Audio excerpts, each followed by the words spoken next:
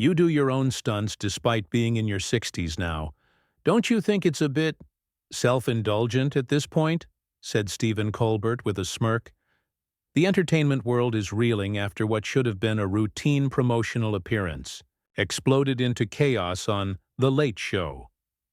Tom Cruise was unceremoniously kicked off the program following a heated exchange with host Stephen Colbert that quickly escalated beyond control.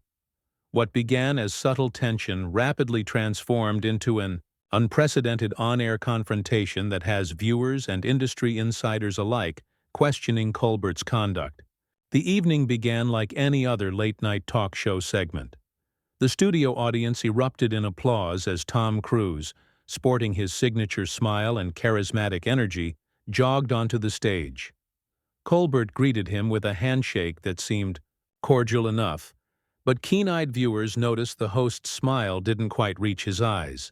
"Welcome back to the show, Tom," Colbert said, settling into his chair. "You're here promoting Mission Impossible: Final Reckoning, which is supposedly the last installment in the franchise. Should we actually believe that this time?"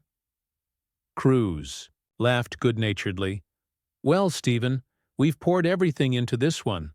The stunts are bigger, the stakes are higher." "Yes, yes," Colbert interrupted, waving his hand dismissively. "You've been saying that about every Mission Impossible movie since the third one. What makes this any different?" The audience's laughter had an uncomfortable edge. Cruise's smile faltered slightly, but he recovered quickly. "Actually, we've approached this film with the intention of giving Ethan Hunt a proper send-off. The character has meant so much to me, and I wanted to honor—" "Speaking of stunts," Colbert cut in again, "there's been some industry chatter about your insistence on doing your own stunts despite being in your 60s now. Don't you think it's a bit self-indulgent at this point? Keeping entire productions waiting while you train for months to do something a stunt performer could do in a day?" The studio fell silent. Cruise blinked, visibly taken aback by the hostile tone. "I've always believed in giving audiences authenticity," Cruise replied carefully. "And I have nothing but respect for stunt performers. They're some of the most talented people in the industry. But when I perform my own stunts, it allows directors to capture angles and emotions that would be impossible otherwise." "Or maybe it's just about your ego," Colbert pressed, his tone growing increasingly antagonistic. "Maintaining that action hero image even though you're well past the age most action stars retire." Several audience members gasped audibly. The camera caught a production assistant off stage making a cutting motion across her throat, which Colbert pointedly ignored. "Stephen, I'm not sure where this is coming from," Cruise said, his voice level but with an undercurrent of tension. "But I've always approached my work with respect for the craft and for the audience." "Let's talk about respect, then," Colbert said, leaning forward in his chair. "Your association with Scientology has been controversial, to say the least. How do you reconcile your public persona with your support of an organization that many former members have described as abusive?" The temperature in the room seemed to drop several degrees. This wasn't the light-hearted banter viewers expected, nor was it the kind of question typically posed on a promotional tour. Cruise's jaw tightened visibly. "I'm here to talk about the film, Stephen," he replied evenly. "My personal beliefs are just that, personal. But when you're one of the most recognizable faces of an organization, don't you think the public deserves some transparency? Especially when allegations of harassment, intimidation, and financial exploitation continue to surface?" Cruise took a deep breath. "I've always been open about my faith helping me through difficult times in my life. Beyond that, I don't think this is the appropriate forum for—" "For accountability," Colbert interjected. "Interesting how that works. You're happy to be here promoting your movie, using this platform for your benefit, but unwilling to address legitimate concerns." The audience was entirely silent now. Somewhere in the back, a door opened and closed as network executives likely entered the studio, sensing disaster. "Stephen," Cruz said quietly. "I've been in this industry for over 4 decades.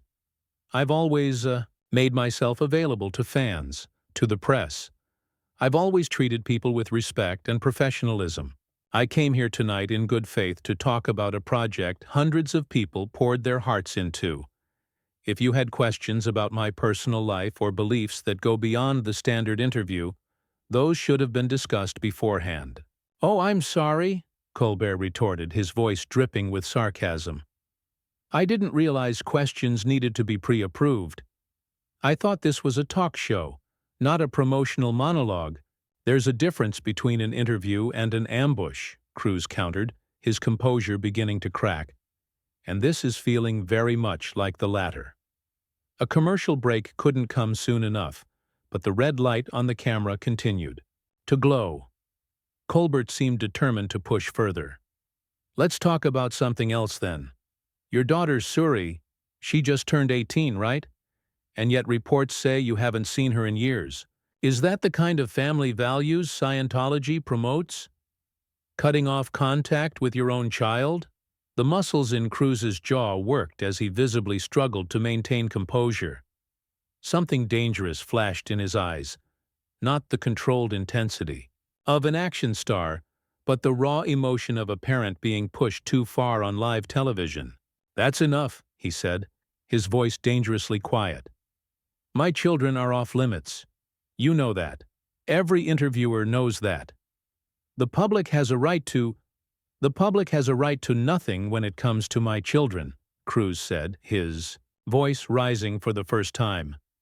"I've cooperated with this interview despite your clear hostility, but I draw the line at discussing my kids." Colbert smiled thinly. "Interesting where you choose to draw lines. Some might say this interview is over," Cruz interrupted, beginning to remove his microphone. The audience murmured in shock. Never in his decades-long career had Tom Cruise walked out of an interview. His professionalism was legendary even among his critics. Running away from tough questions? "That seems to be a pattern," Colbert pressed, seemingly unable to help himself. The tension that had been building throughout the interview was about to explode. Cruz, microphone halfway off, locked eyes with Colbert in a stare that would have made even Ethan Hunt's adversaries think twice. "You know what, Stephen?" Cruz said, his voice steady but tight with controlled fury as he reattached his microphone. "Let's do this. You clearly have an agenda tonight, so instead of walking away, let's have this conversation for real." A ripple of nervous excitement ran through the audience. This was unprecedented television. "I've respected you as a host for years," Cruz continued, leaning forward in his chair. "But tonight, you've crossed several lines that go beyond professional discourse into personal attack, and I'd like to understand why."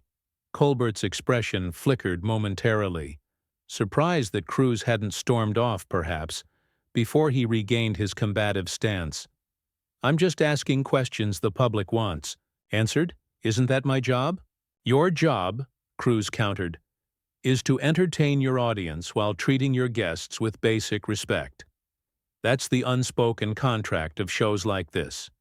I've done hundreds of interviews over my career, with journalists far more hard-hitting than you, and never experienced this level of hostility in what's supposed to be a promotional appearance." The camera cut to audience members exchanging glances. This wasn't the carefree entertainment they'd tuned in for. "Maybe that's the problem," Colbert shot back. "Maybe celebrities like you are too used to softball questions and carefully controlled environments. The moment someone challenges you—" "Challenge me on my work," Cruz interrupted. "Challenge me on my films, my creative choices. That's fair game. But bringing my children into this, attacking my personal beliefs, that's not challenging. That's cheap provocation for ratings." The production assistant was now frantically signaling to go to commercial, but both men ignored her. "Your personal beliefs, as you call them, influence an organization that affects many people's lives," Colbert persisted. "As a public figure who benefits from public support, don't you think there's a responsibility to address concerns about—" About what exactly? Cruz's voice had dropped dangerously low. You're sitting there making insinuations without specifics because you know they wouldn't hold up to scrutiny. That's not journalism, Stephen. It's not even good entertainment. It's just bullying disguised as interviewing. The audience murmured their agreement. Colbert's eyes darted to them, seemingly surprised to find his usually supportive crowd shifting allegiance. Let me ask you something, Cruz continued, taking control of the conversation. Would you ambush other guests about their religious beliefs? Would you bring up their children without warning? Or am I receiving special treatment tonight? Colbert's face flushed. You're not just any celebrity. Your influence— My influence, Cruz interrupted again, has been used consistently throughout my career to promote positive messages in my films, to employ thousands of industry professionals, and to support causes I believe in publicly. My private life is just that, private. The public disagrees, Colbert insisted, though his convictions seemed to be wavering. Your association with the public, Cruz said firmly, watches my films for entertainment, not for guidance on personal beliefs, just as they watch your show for laughs, not for hit pieces on your guests. A smattering of applause broke out. Colbert shot an irritated glance toward the audience. We'll take a commercial break, he said abruptly. No, Cruz responded, his tone leaving no room for argument. You started this conversation on air. We'll finish it on air. He turned directly to the camera. What's happening right now is exactly what's wrong with discourse today. Instead of genuine conversation, we get ambush tactics designed to provoke reaction rather than understanding. Colbert's producer was now on stage, whispering urgently in the host's ear. Colbert shook his head dismissively. You're painting yourself as a victim, Colbert said, though his earlier aggression had diminished noticeably. When all I've done is ask questions. Intent matters, Stephen, Cruz replied. And your intent tonight wasn't to understand. It was to provoke, to embarrass, to create a viral moment at my expense. He gestured toward the cameras. But here's what you didn't count on. I've been doing this a long time. I've faced much worse than a talk show host trying to boost his ratings. The audience erupted in applause, louder this time. Colbert's face darkened. That's an interesting accusation. From someone who's here to promote a movie, he countered weakly. There's a difference, Cruz said. I'm transparent about my purpose for being here. You presented this as a standard interview while planning something entirely different. Whispers rippled through the studio audience. Several executives had now gathered at the edge of the stage, their expressions grim. One made a slashing motion across his throat, kill the segment, but the cameras continued rolling. Your questions tonight weren't just disrespectful to me, Cruz continued, his composure highlighting Colbert's increasingly evident discomfort. They were disrespectful to your audience. They tune in for intelligent conversation and comedy, not character assassination. That's a dramatic characterization, Colbert said with a forced laugh. Is it? Cruz looked around at the audience. Ask them. Ask your viewers if this is what they expect from your show. The silence that followed was deafening. Colbert shifted, uncomfortably in his chair, his usually quick wit failing him. We need to break, the producer announced loudly from offstage. Fine, Cruz agreed, standing up. But I won't be returning after the commercial. Colbert stood too, perhaps realizing too late how badly the situation had deteriorated. Tom, look, perhaps I approached some topics too aggressively. Perhaps? Cruz raised an eyebrow. Stephen, you've spent your career calling out disingenuous behavior. Don't add to it now with a half-hearted acknowledgement. The audience was completely silent, witnessing a moment that would undoubtedly dominate entertainment news for weeks to come. What exactly do you want? Colbert asked, his frustration evident. A public apology? What I want, Cruz replied, calmly, is for you to remember that behind every public figure you try to turn into a punchline or a controversy is a human being. I've respected your platform by showing up. You've disrespected mine by turning it into an interrogation. He turned to leave. Colbert reached for his arm. A mistake. Cruz stopped, looking pointedly at Colbert's hand until he removed it. Don't, Cruz said simply. The tension between them was palpable, two titans of entertainment locked in a standoff that had spiraled beyond anyone's expectations. You don't touch a guest on your show? Cruz said quietly, his voice carrying in the now silent studio. Especially not after what just happened. The network executives were now converging on the stage, faces etched with panic. This had gone well beyond the controlled chaos of typical late-night TV into uncharted territory. "Cameras off, now!" the head producer commanded, but the red lights continued to glow. Whether through technical error or deliberate defiance from the control room, the confrontation remained live. "You've made your point," Colbert said through gritted teeth, his public persona crumbling under the pressure. "No need to turn this into more of a spectacle." "A spectacle?" Cruz's eyebrows shot up. "You created this situation, Stephen. You turned what should have been a standard interview into an interrogation, and now you're uncomfortable with the consequences. That's the problem with ambush tactics. They often backfire." Someone in the audience shouted, "Let him speak." Others joined in with applause. The tide had definitively turned against Colbert, whose face now registered a mix of anger and dawning realization. 30 seconds ago you were walking out," Colbert said, attempting to regain control. "Now you're giving speeches. Which is it?" "I'm responding to you putting your hands on me," Cruz replied evenly, "something that crosses yet another professional boundary. But to answer your question, yes, I'm leaving.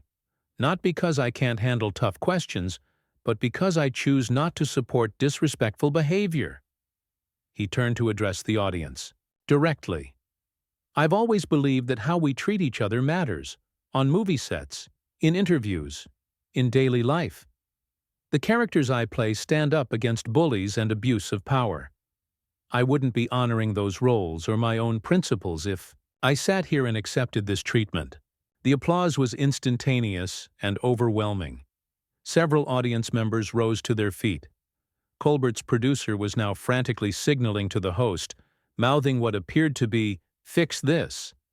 The network couldn't afford the PR disaster unfolding in real time. "Look," Colbert began, his tone suddenly conciliatory. "Clearly things got heated. That wasn't my intention." "Wasn't it?" Cruz challenged. "The questions about my age, my religion, my family, those were planned, Stephen. They were on your cards." He gestured to the notes on Colbert's desk. "This wasn't spontaneous. This was a calculated attempt to provoke a reaction for ratings."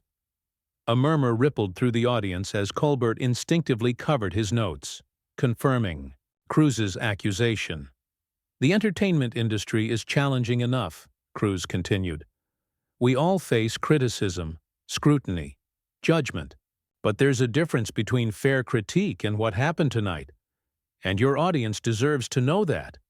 As if on cue, a young production assistant stepped forward, hands shaking but determination in her eyes.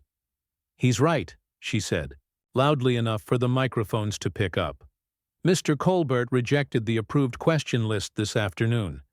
He said he wanted to make some waves with this interview." The studio erupted in gasps. The assistant would likely lose her job, but in that moment, truth seemed more important than career preservation. Colbert's face went from red to white. "That's completely true," finished an older man stepping forward from the production team. "I was there, and I objected to the approach, but was overruled." The scales had tipped completely. What had begun as an attempt to ambush Cruz had transformed into Colbert's own public reckoning. "We're done here," a network executive announced, finally stepping between them. "This segment is over." "I agree," Cruz said with dignity. He addressed the audience one final time. "I came here tonight to talk about a film that hundreds of talented people poured their hearts into. I'm sorry you didn't get to hear about their extraordinary work." As he turned to leave, the audience broke into supportive applause once more. But Colbert wasn't quite finished. "You think you've won here?" he called after Cruise, his professional mask completely shattered. "This will be edited before it airs.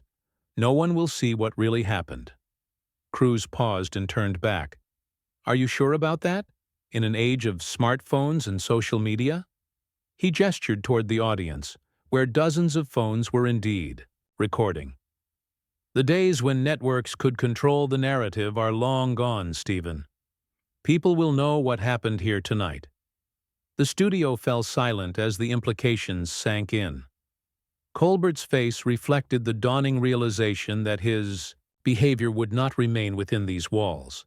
Cruise nodded to the audience and walked off stage with the composure that had defined his decades-long career. No dramatic exit, no final verbal blow, just the quiet dignity of someone who had stood his ground. The broadcast cut abruptly to commercial, but not before capturing Colbert throwing his notes across the desk in frustration as network executives swarmed the stage. By midnight, clips of the confrontation had spread across every social media platform. Unedited audience recordings revealed the full extent of what transpired, rendering any network attempt at damage control futile. Colbert-Cruise showdown was trending worldwide, with public opinion overwhelmingly supporting Cruise. The following morning, the network issued a terse statement. "Last night's episode of The Late Show with Stephen Colbert did not reflect our standards for guest treatment. We are conducting a thorough review of the incident." 3 days later, Colbert appeared on his show looking subdued. Gone was the characteristic smugness, replaced by what appeared to be genuine contrition. "I owe our viewers and Tom Cruise an apology," he began. "My approach to Thursday's interview crossed lines that should never be crossed in professional discourse. Personal attacks have no place in this show, and I failed to uphold the standards of respect that every guest deserves." The apology continued, hitting notes of reflection and promised change, but the damage to Colbert's reputation had been done. Ratings plummeted in subsequent weeks as viewers questioned whether the persona they'd trusted for years had been concealing something less admirable. For Cruise, the incident ultimately reinforced his reputation for professionalism under pressure. His measured response to provocation earned respect even from previous critics, who acknowledged that regardless of personal opinions about his beliefs, the ambush-style interview had been inappropriate and unprofessional. "What we witnessed wasn't just a celebrity feud," noted one media analyst. "It was a moment that forced us to examine the boundaries of entertainment journalism and the responsibility that comes with a platform like Colbert's." Industry conversations about interview ethics and celebrity treatment surged in the aftermath. Several major stars canceled scheduled appearances on Colbert's show in solidarity with Cruise, leading to a reshuffling of publicity tours across late-night television. 6 weeks after the incident, as Mission: Impossible – Final Reckoning opened to record-breaking box office numbers, Cruise addressed the confrontation publicly for the first and only time during a press conference. "What happened that night wasn't just about me," he reflected. "It was about basic professional respect, something everyone deserves, whether they're a movie star or someone watching at home. If that incident sparked a conversation about how we treat each other in public, discourse, then something positive came from it." The Colbert-Cruise confrontation became a case study in journalism schools and a reference point in discussions about media ethics. It marked a turning point for late-night television, prompting a re-evaluation of the line between challenging interview questions and personal attacks.